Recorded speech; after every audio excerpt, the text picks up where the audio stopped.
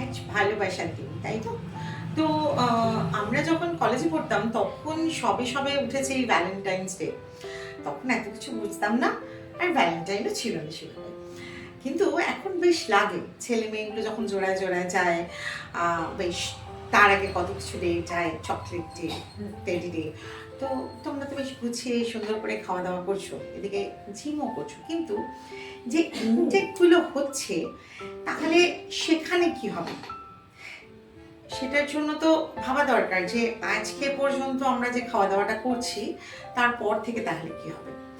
হ্যাঁ, যেটা হচ্ছে আজকের দিনে আমরা প্রমিস করতেই পারি যে প্রথমে আমরা নিজেকে ভালোবাসবো।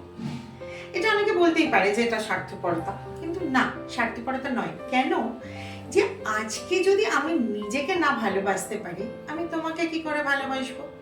আমি যদি নিজেকে সুস্থ না রাখতে পারি, আমি তোমাকে কি করে ভালোবাসবো?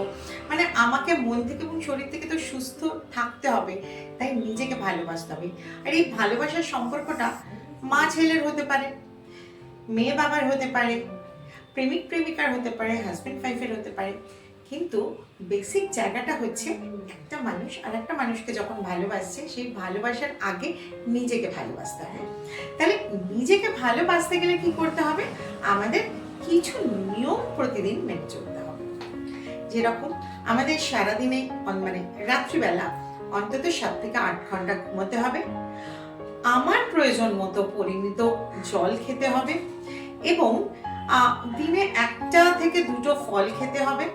তার সঙ্গে যতটা স্পাইসলেস বলবো না, আমি বলবো না, ঘরোয়া যে মশলাগুলো সেগুলো খাওয়াই যায়, রিচ খাবার যেগুলোকে বলে, বা যেগুলো ফাস্ট ফুড, জাঙ্ক ফুড, এগুলোকে অ্যাভয়েড করতে হবে। এবং ব্ল্যাক চকলেট, ক্যাডবেরি এগুলো খাওয়া যায়, কারণ সেগুলো মুডটাকে ভালো রাখে।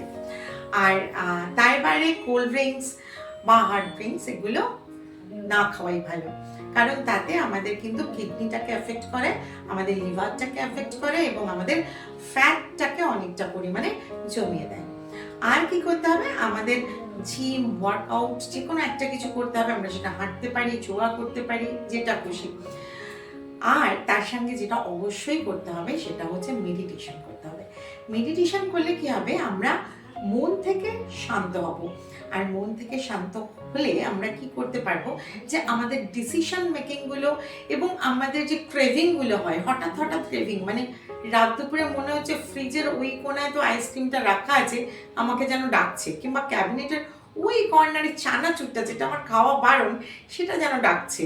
তো সেই ক্রেভিংগুলো আমাদের কিন্তু, আমরা মনটাকে কন্ট্রোল করলে আমরা কিন্তু আমাদের এই জিনিসগুলোকেও কন্ট্রোল করতে পারবো। তাহলে আমরা যেদিন একটু বেশি খেয়ে নেব, তার পরের দিন আমাদের সেই ডায়েটটাকে হিসেব করে কন্ট্রোল করতে হবে, আর আমাদের সেদিন একটু ওয়ার্কআউটটা বেশি করতে হবে। এবং সব থেকে যেটা বেশি মনে রাখতে হবে সেটা কিন্তু মনটাকে তরতাজা রাখতে হবে। মনটাকে যদি আমরা একদম বাচ্চাদের মতো রাখতে পারি, তাহলেই আমরা নিজেকে যেমন ভালোবাসবো, সেরকম ভালোবাসার মানুষটাকেও ভালোবাসতে পারবো। Happy Valentine's day.